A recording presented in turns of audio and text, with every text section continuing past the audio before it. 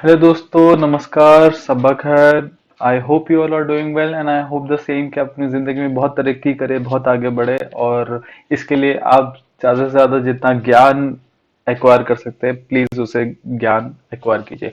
तो आज हम क्लास सिक्स का फर्स्ट चैप्टर पढ़ने वाले हैं, the earth in the solar system. इस चैप्टर में हम अर्थ के बारे में पढ़ने वाले हैं, थोड़ा थोड़ा ब्रीफली सोलर सिस्टम के बारे में पढ़ने वाले हैं। और ये बहुत ही ब्रीफली इंट्रोडक्शन हो सकता है हमारे सोलर सिस्टम के बारे में।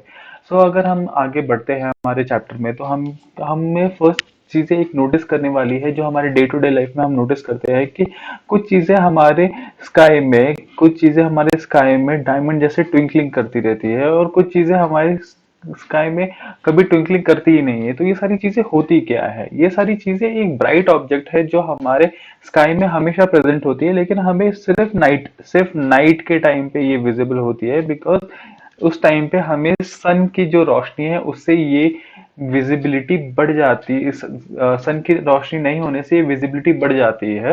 तो इसलिए हमें नाइट में ये ट्विंकलिंग और ये फ्लिकर करते हुए दिखती है। और ये सारी चीजें हो क्या सकती है? ये सारी दो चीजें होती होती है, स्टार एंड मून। सो आपने कभी कभी देखा होगा कि हम फुल मून आता है, जिसे हम पूर्णिमा भी कहते हैं, जहां पर हमारा जो मून होता है वो पूरी अपनी शेप में होता है। और फिर उसके एक रात बाद एक अमावस्या आता है, जिसमें जहां पर कोई मून नहीं होता, जिसे हम न्यू मून भी कहते हैं। बिकॉज इस दिन से हमारी न्यू मून की साइकिल स्टार्ट होती है। तो हम इसे न्यू मून और अमावस्या भी कहते हैं। तो ये जो सन मून और दी और सारे ऑब्जेक्ट जो शाइनिंग चीजें हैं, उसे हम तो, साथ में कहते हैं celestial bodies. The sun, the moon and the all the object shining in the night sky are called celestial bodies. So कुछ चीजें होती है जो बहुत बड़ी होती है और बहुत गर्म भी होती है, और ये सारी चीजें गैसेस मटेरियल से बनी होती है। बहुत सारी गैसेस सब्सटेंसेस, गैसेस चीजों से ये बनी होती है। तो ये अपनी हीट प्रोसेस करती है और अपनी लाइट भी प्रोसेस करती है, जो बहुत लार्ज अमाउंट में ये एमिट करती रहती है हमेशा। तो इन सेलेस्टिकल बॉडीज को हम स्टार कहते हैं, और सन भी एक स्टार ही है दोस्तों। ये सन भी एक स्टार है जो हमेशा लाइट और एनर्जी एमिट करता रहता है ऑल द टाइम। सो अगर हम आगे बढ़ते हैं चैप्टर में, तो हम देख सकते हैं कि एक कॉन्स्टलेशन हम हमेशा ऑब्जर्व कर सकते हैं स्काई में। ये क्वेश्चन मार्क जैसा फॉर्म करता है। So what basically constellation is the patterns form by the different group of stars. ये डिफरेंट ग्रुप ऑफ स्टार के साथ जो पैटर्न फॉर्म होता है उसे कॉन्स्टलेशन कहते हैं। उर्सा मेजर और the Big Bear is one such constellation. और हम जो रोजमर्रा के जगह देख सकते हैं और जो बहुत आसानी से ऑब्जर्व कर सकते हैं, एक सप्त ऋषि मतलब सेवन स्टार्स से मिलकर एक कॉन्स्टलेशन बनता है, जो एक क्वेश्चन मार्क के फॉर्म में होता है। तो हम इसे देखें कि क्वेश्चन मार्क का जो नीचे वाला स्टार होता है, जिसे हम पॉइंटर स्टार भी कहते हैं, अगर हम उसकी सीध में देखें, उसकी स्ट्रेट लाइन में देखें, तो हमें नॉर्थ स्टार देखने को मिलता है। ये नॉर्थ स्टार हमेशा हमें नॉर्थ डायरेक्शन की तरफ हमें डायरेक्शन प्रोवाइड करता रहता है। तो अर्लियर डेज में जब हमारे पास कंपास नहीं था, कंपास का इन्वेंशन नहीं हुआ था, तो जो शिप्स होते थे वो हमेशा इस नॉर्थ पोल स्टार को देख के अपने शिप के डायरेक्शन को ओरिएंट करते थे। इसे हम पोल स्टार भी कहते हैं, जो हमें नॉर्थ पोल की तरफ डायरेक्शन देती रहती है। कुछ सेलेस्टिकल बॉडीज होती है जिसमें खुद की हीट और लाइट प्रोड्यूस सॉरी खुद की हीट और लाइट नहीं होती है। तो इन चीजों को हमें बाहर से लाइट दिया जाता है। उन सारी चीजों को कहते हैं प्लैनेट्स। और प्लैनेट्स जो वर्ड आता है वो एक ग्रीक वर्ड से आता है, प्लैनेटाई, विच मीन्स वॉन्डर्स। तो हम जो अर्थ में रहते हैं वो भी एक प्लैनेट है, और इसके सबसे नियरेस्ट स्टार है सन। एंड आप इससे कंफ्यूज मत होइएगा कि आप हम मून भी एक स्टार है। मून अर्थ का एक सैटेलाइट है, अर्थ का एक अपना सैटेलाइट है। अगर हम देख ले कि हमारे सोलर सिस्टम में 8 प्लैनेट्स हैं। हमारे पास पहले 9 प्लैनेट्स हुआ करते थे, लेकिन जो लास्ट प्लैनेट है प्लूटो, उसे 2006 में निकाल दिया गया, बिकॉज उसको डॉर्फ प्लैनेट के नाम से उसे एसोसिएट कर दिया गया।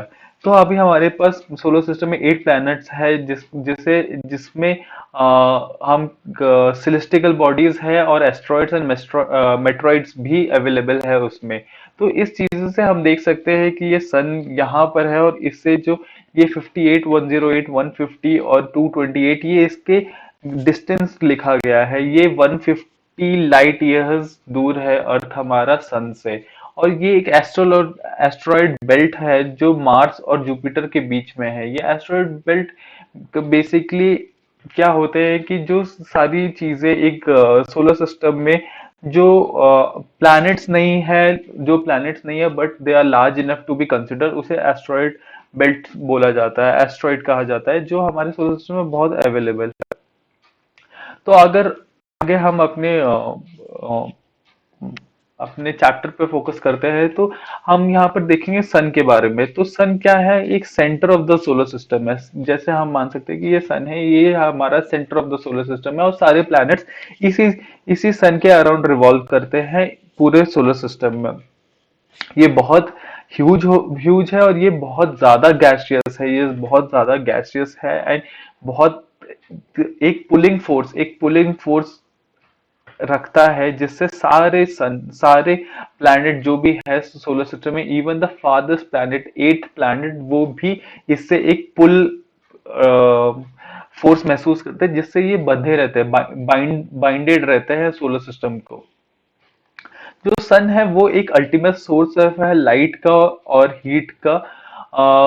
बट जो हम हीट फील नहीं कर पाते अर्थ पे रह के, ये होता है क्योंकि हमारे हमारे अर्थ और सन के बीच में 150 मिलियन किलोमीटर का फर्क है, जिससे हमें ये हीट महसूस नहीं होती है।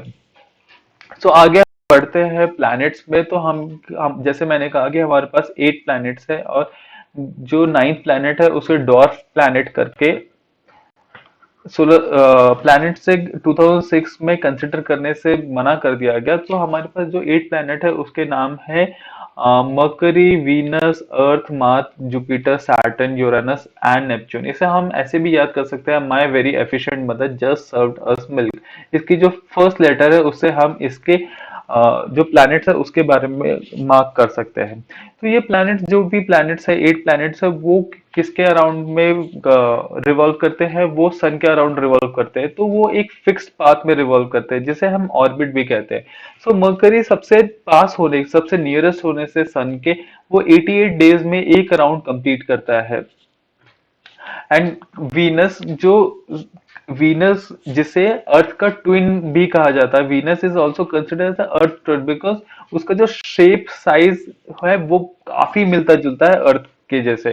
जैसा कि मैंने आपको बताया था कि 2006 में प्लूटो को हटा दिया गया प्लैनेट के कंसिडर करने से, क्योंकि उसे ड्रॉफ प्लैनेट कहा गया। तो ये ड्वार्फ प्लैनेट किस लिए कहा गया? क्योंकि ये सारी चीजें जो एक प्लैनेट के कंडीशन को फुलफिल करती है, उसे फुलफिल नहीं कर पा रही थी।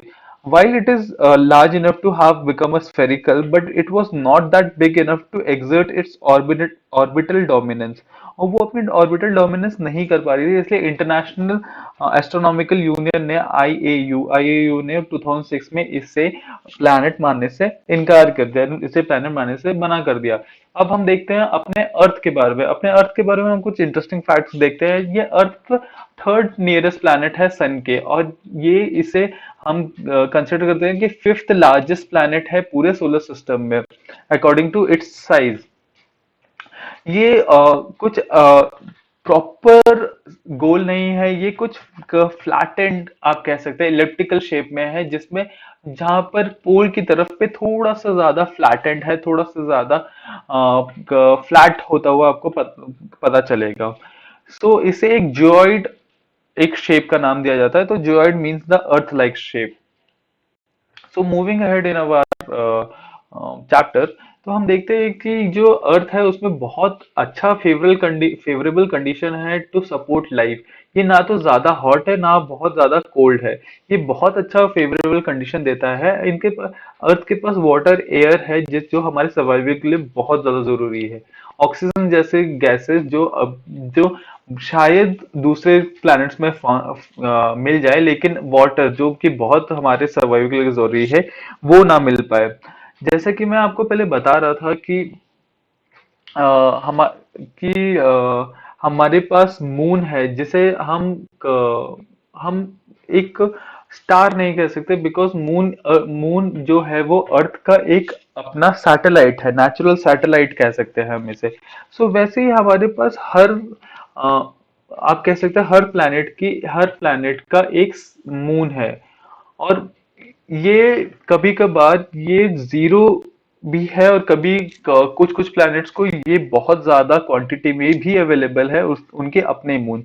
जैसे कि मैं देख लूं कि मरकरी के पास जीरो मून है, वीनस के पास जीरो मून है, अर्थ के पास हमारे पास एक मून है, मार्स के पास हमारे दो मून है, जुपिटर के पास 62 मून्स है, सैटर्न के पास 33 मून्स है, यूरेनस के पास 27 मून्स है, और नेपच्यून के पास 13 मून्स है। तो ऐसे करके आप देख सकते हैं कि हर प्लेनेट के पास अपने एक नेचुरल मून है। तो हमारे मून के बारे में देखें जो अर्थ से एसोसिएटेड है, तो हम इसे देखते हैं कि जो उसका डायमीटर है वो एक वन फोर्थ है अर्थ के डायमीटर से।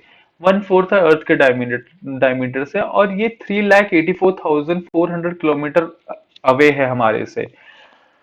और इसके साथ मून के बारे में एक इंटरेस्टिंग फैक्ट है कि ये मून हमें हमेशा अवेलेबल होता है, बट हम इसे नाइट में ही देख पाते हैं और दिन में नहीं देख पाते। अगर आप बहुत early to get a person है तो आप इसे बहुत अर्ली सनराइज में भी ऑब्जर्व कर सकते हैं, ये हल्का सा शाइन करता हुआ आपको वहां पर दिख सकता है। सो मून को एग्जैक्ट 27 डेज लगते हैं अपने पूरे रोटेशन को कंप्लीट करने में। जो एक स्पिन माना जाता है उसे 27 डेज लगते हैं।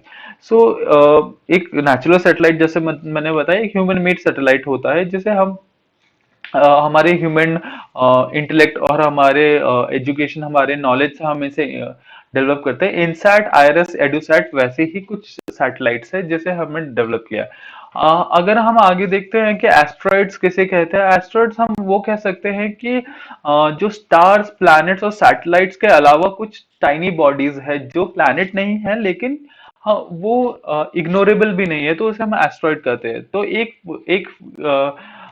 एक बेल्ट है जो मार्स और जुपिटर के बीच में फाउंड आउट होता है, वो उसे हम एस्ट्रॉइड बेल्ट भी कहते हैं, वो एस्ट्रॉइड बेल्ट कहा जाता है। तो ये मेट्रॉइड्स भी है, एक सारी चीजें जो मेट्रॉइड, जो स्मॉल पीसेस ऑफ रॉक्स है जो हमारे सोलर सिस्टम में, उसे हम मेट्रॉइड्स कहते हैं।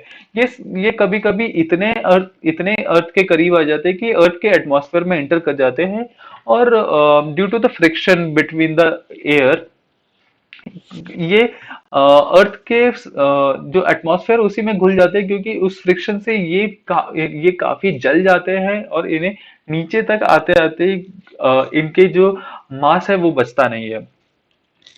तो अगर हम आगे देखें कि ये मिल्की वे क्या है, मिल्की वे बेसिकली एक गैलेक्सी है, जहां जिस गैलेक्सी में हमारा सोलर सिस्टम लाई करता है।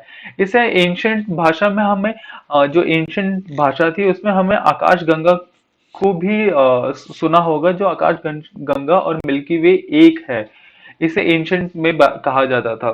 सो गैलेक्सी जो होती है वो बहुत मिलियन और बिलियन स्टार के जो कलेक्शन होते हैं, उसका सिस्टम होता है, उसमें क्लाउड होते हैं, डस्ट के क्लाउड्स होते हैं, गैशियस क्लाउड्स होते हैं, और ये सब मिला के एक गैलेक्सी बनती है, और बहुत सारी गैलेक्सी मिला के यूनिवर्स बनता है। तो अगर हम आगे देखें तो हम यही देख सकते हैं कि हम अर्थ में रहते हैं, अर्थ एक सोलर सिस्टम है, और सोलर सिस्टम एक मिल्की वे गैलेक्सी में, और ये गैलेक्सी एक यूनिवर्स में। तो आप देख सकते हैं ये काफी बड़ा है जितना हम इससे सोचते हैं। आई होप आपको ये वीडियो पसंद आई होगी, आई होप आपको ये पूरा जस्ट इस चैप्टर का मिल गया होगा। Please stay tuned with us for more videos like this. हम ऐसे जस्ट वीडियोस लाते हैं ताकि आपकी प्रिपरेशन में हेल्प हो सके। Thank you so much.